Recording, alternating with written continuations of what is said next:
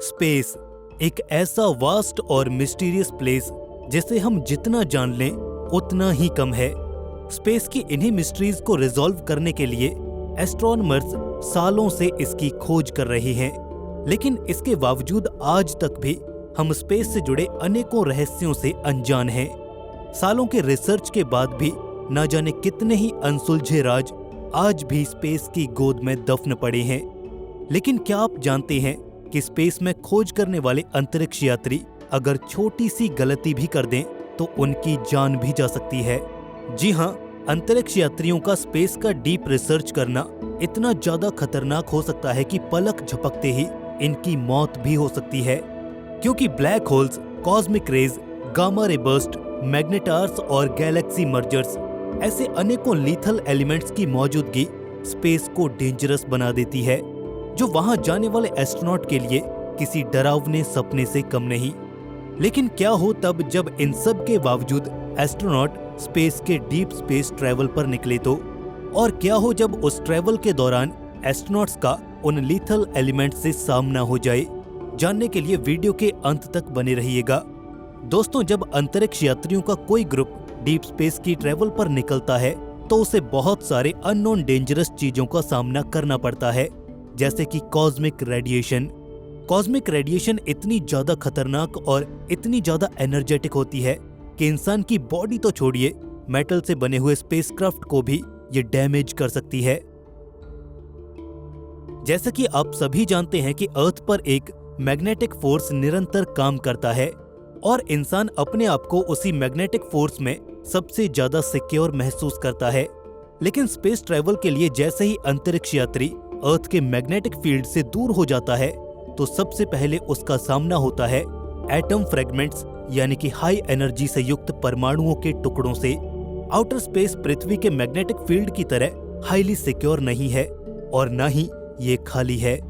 Atom fragments इतने ज्यादा खतरनाक हो सकते हैं कि एक ह्यूमन बॉडी के डीएनए और उसके सेल्स को भी डैमेज कर सकते हैं। आपको बता दें कि रेडिएशन एक्सपोजर के डोज को मेजर करने के लिए मिली सीवर्ट यूनिट का प्रयोग किया जाता है। धरती से मंगल तक की वन वे ट्रिप में ये पाया गया कि एक एस्ट्रोनॉट को 0.3 सीवर्ट रेडिएशन का सामना करना पड़ता है। हालांकि ये मात्रा इतनी ज्यादा खतरनाक नहीं है, क्योंकि 1 सीवर्ट रेडिएशन से कैंसर का खतरा 5.5% तक बढ़ जाता है। वहीं 8 सीवर्ट रेडिएशन से एक इंसान की जान भी जा सकती है। रेडिएशन ऑन्कोलॉजिस्ट चार्ल्स लेमोली की एक रिसर्च के अनुसार कॉस्मिक रेज के प्रभाव में जब एक एस्ट्रोनॉट आता है तो उसे लॉन्ग टर्म के लिए ब्रेन से जुड़ी बीमारियों से जूझना पड़ता है। इस खतरनाक रेडिएशन से एक ह्यूमन के ब्रेन सेल और अन्य सेल्स को भी डैमेज पहुंचता है, जिसको ठीक करना लगभग नियर टू इम्पॉसिबल होता है।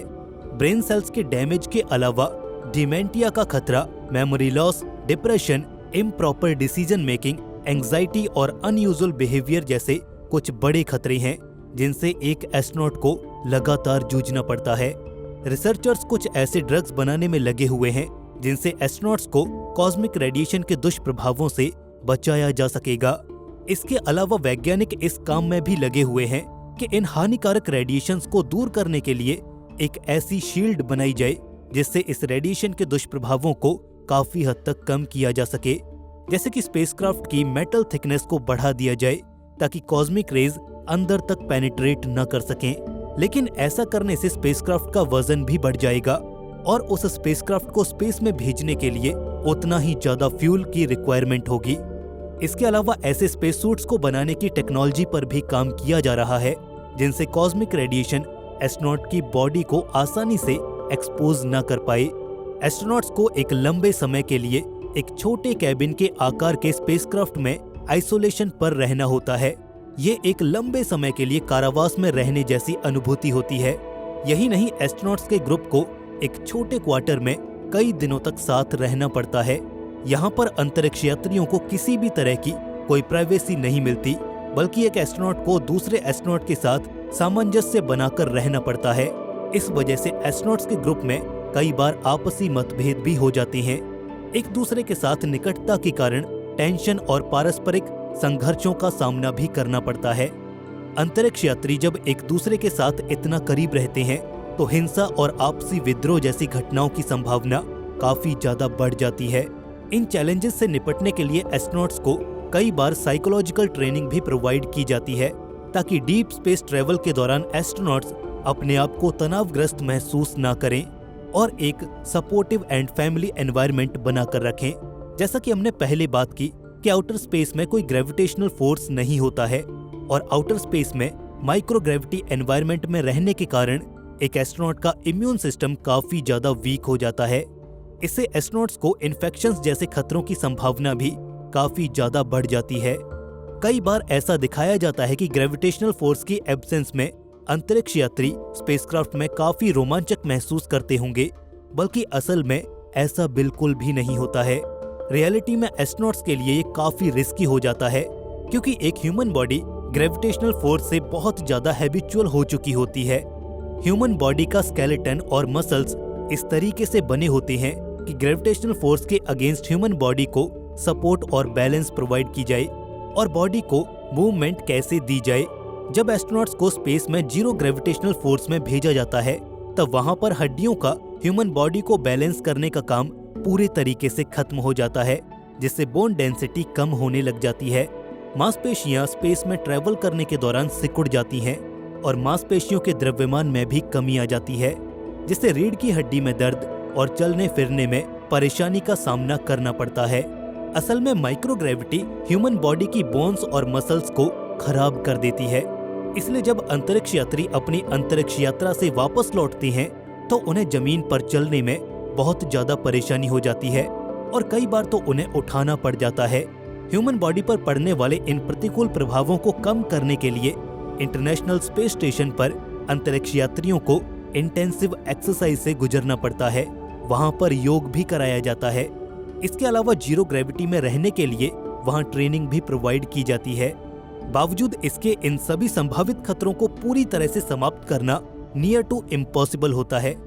एस्ट्रोनॉट स्कॉट कैली जब अपने अन्य साथियों के साथ स्पेस ट्रेवल करके लौटे, तो उन्हें धुंधला दिखाई दे रहा था। Radiology society of north America की एनुअल मीटिंग में प्रस्तुत शोध से ये पता चला कि एस्ट्रोनॉट्स की स्पाइनल कॉर्ड में तरल पदार्थ की मात्रा बढ़ी हुई पाई गई और तरल पदार्थ की बढ़ी हुई ये मात्रा आई बॉल्स और ऑप्टिक नर्व पर एक दबाव डालती है, जिससे दूरदर्शिता यानी फार साइडेडनेस की शिकायत हो जाती है। डीप स्पेस ट्रेवल के अन्य दूसरे खतरों की बात करें तो माइक्रो ऑर्गेनिज्म से फैलने वाला संक्रमण, जो एस्ट्रोनॉट्स के लिए एक पोटेंशियल थ्रेट है। बहुत ज्यादा साफ सफाई करने के बावजूद ये माइक्रो ऑर्गेनिजम्स स्पेस की एक्सट्रीम कंडीशंस जैसे कि माइक्रोग्रेविटी, हाई टेम्परेचर और रेडिएशन में भी सरवाइव कर जाते हैं। तो ये माइक्रो ऑर्गेनिजम्स भी एस्ट्रोनॉट्स के लिए एक बहुत बड़ा खतरा पैदा कर देते हैं। हाल ही में किए गए एक रिसर्च से ये सामने आया है कि एक एयरबोर्न फंगस एस्परगिलस फर्मिगेटस जितना पृथ्वी पर पनप सकता है, उतना ही ये इंटरनेशनल स्पेस स्टेशन पर भी जीवित रह सकता है। इसी फंगस के कारण मनुष्यों में फंगल इन्फेक्शंस फैल जाते हैं। चिंता का विषय ये भी है कि ये माइक्रो ऑर्गेनिजम्स एस्परगिलस फर्मिगेटस की उपस्थिति से दूसरे रोगजनकों को भी सर्वाइवल में मदद मिलती है। अंततः ये एस्परगिलस फर्मिगेटस एक चिंता का विषय है, जो एस्ट्रोनॉट्स की डीप स्पेस ट्रेवल में सबसे बड़ा खतरा साबित हो सकता है। इससे निपटने के लिए सबसे पहले अच्छी तरह से साफ सफाई की नीतियों का पालन होना बहुत आवश्यक है, ताकि ये कंफर्म हो सके कि एस्ट्रोनॉट इन घातक रोगजनकों के संपर्क में न आ सकें। अभी तक हमने शारीरिक खतरों की बात की, लेकिन स्पेस में ट्रेवल करने पर एस्ट्रोनॉट्स को केवल इन्हीं खतरों का सामना नहीं करना पड़ता है। डीप स्पेस ट्रेवल में अन्य खतरों की बात करें तो ह्यूमन एरर एक बड़ी चिंता का विषय है, क्योंकि एक छोटी सी गलती एस्ट्रोनॉट के जीवन को खत्म कर सकती है। क्योंकि अंतरिक्ष यात्रा काफी लंबी होती है, जिसमें एस्ट्रोनॉट को टेंशन और अनयूजुअल बिहेवियर के चलते मानव त्रुटियों की संभावना काफी ज्यादा बढ़ जाती है।